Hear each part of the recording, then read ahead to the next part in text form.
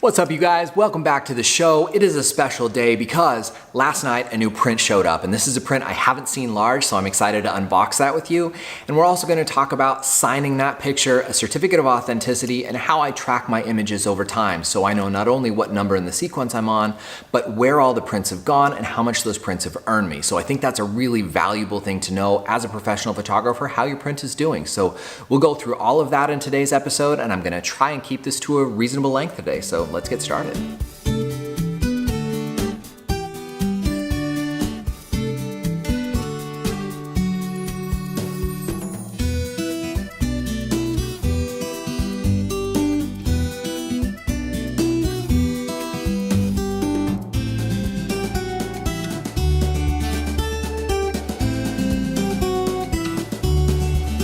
All right, so the single most nerve-wracking thing about this entire process, really, aside from maybe sending off a print to the lab that you've never printed before and hoping the color comes out right, is actually doing the signature on the print.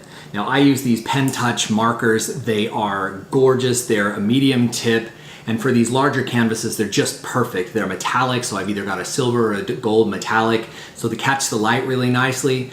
But actually doing the signature is just, it's nerve-wracking. So in order to make sure that I do this right the first time, because you only get one shot, I actually have a junk piece of canvas that I sign on a couple of times to make sure that my hand feels good on the canvas, that I'm feeling the flow of the pen, because this has actually got a little bit of texture. So if you push too hard, you get a little bit of a jerky reaction. If you don't push hard enough, you end up with gaps in the ink. So we're gonna practice a couple of times, and then we're gonna come and sign this canvas. All right, so I've made my pen choice. I'm going with gold because on this picture, I think that's gonna be the most complimentary. I've got my junk canvas here, and this is the one that in fact, you can see signatures all over it. This is the one that we're gonna use for a couple of practices. And I actually use a cookbook, any book, and butt it up against the canvas on the counter here so that I have an even working surface so my wrist isn't too low, so I can have a nice smooth signature. So let's go ahead and do a couple of practice runs here, and then we'll jump over to the main canvas and actually do the deed.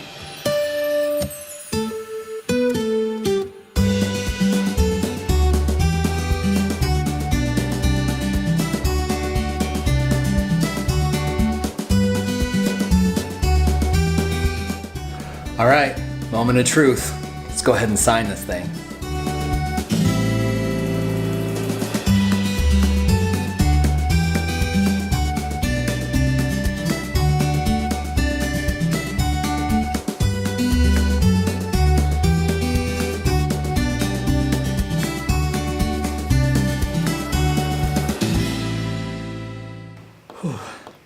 I swear, every time I have to sign one of those big canvases, I just get like all sweaty and nervous about it. It's, you don't want to blow a canvas that size. You don't really want to blow any print, but a canvas of that size definitely has consequences associated with it. Anyway, let's go ahead and jump into the computer now, and let me show you what sort of my file structure is and how I track the images that get sold and printed as fine art prints.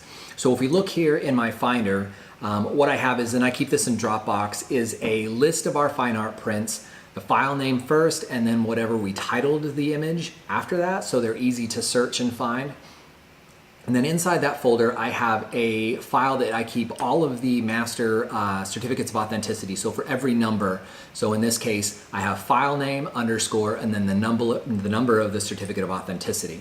And then below that, I have my spreadsheet that keeps track of the image and what number in the series I am on, and then also my certificate of authenticity.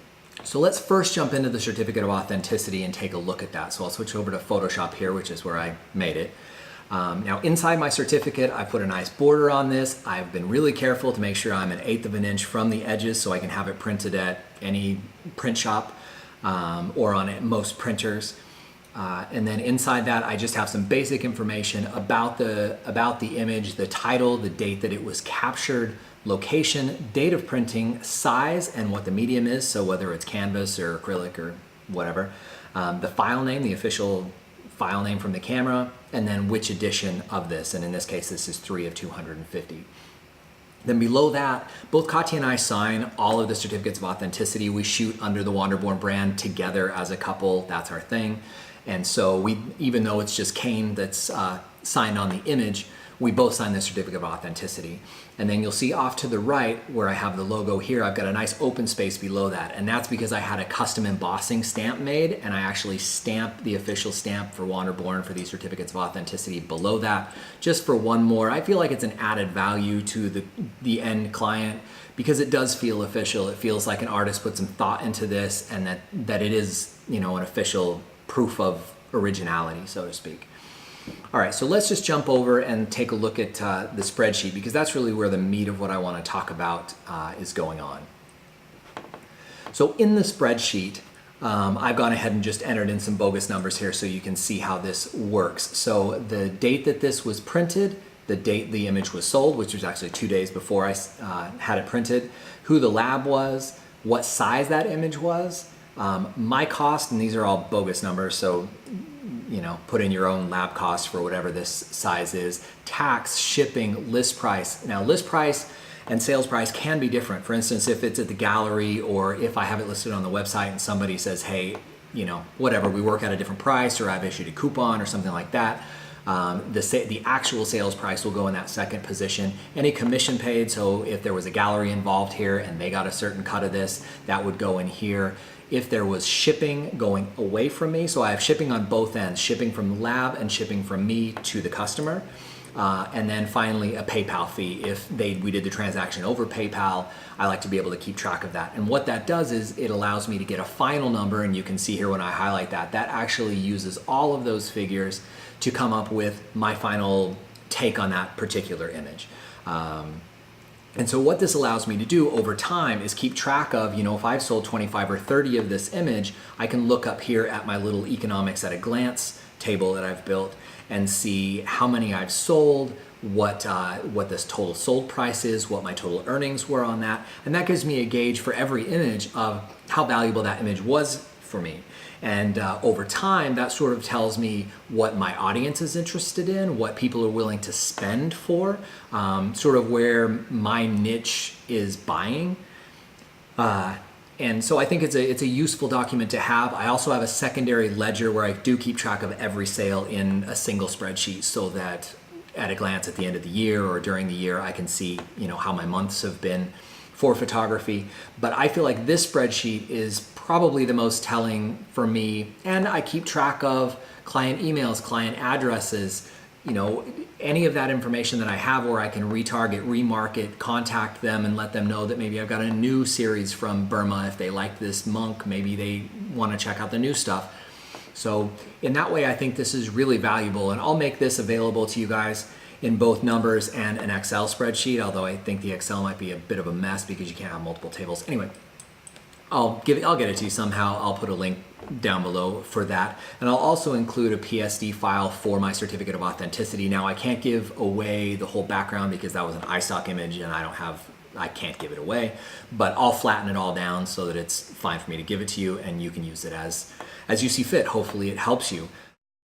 All right, so our image is printed, signed. We've made our certificate of authenticity, which is here. I've got my embosser handy, so we can go ahead and sign and emboss that. And I'll show you a few other things that I put in the package with that certificate of authenticity. Obviously, business card, that's a duh. Got these custom-made greeting cards that are blank on the inside, so we can write a nice little personalized thank you note. Comes with an envelope. And then finally, just a brochure with a bunch of our other stuff on it, just to kind of, you know, whet their taste buds for maybe looking into something else if they need another image. So let's go sign this and get this thing on its way.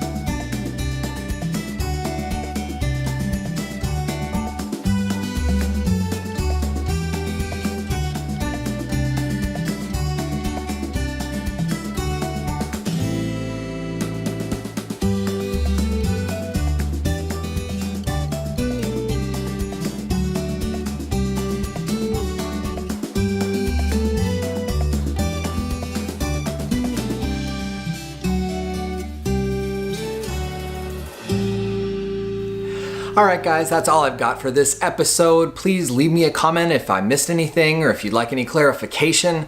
If you enjoyed this, please consider hitting that like button. It helps a lot. And subscribe if you want to do this again. Until next time, I'll see you.